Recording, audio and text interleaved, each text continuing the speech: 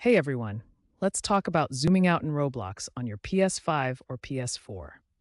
It's super important for getting a better view of your game world, whether you're building, exploring, or battling it out. The main way to zoom out is by using the right analog stick, often called R3. Gently push it upwards to zoom out and downwards to zoom in. You can also tap the L1 button for a quick zoom out. Think of it like adjusting a camera lens. You're widening your view to see more of the action.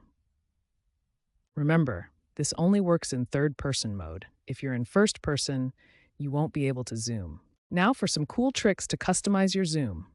Head into the Roblox settings menu, then controls, and you'll find camera sensitivity.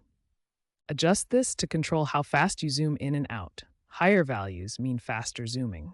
Another handy trick, press R3 plus circle to lock your zoom at a specific level. Perfect for when you need a steady view.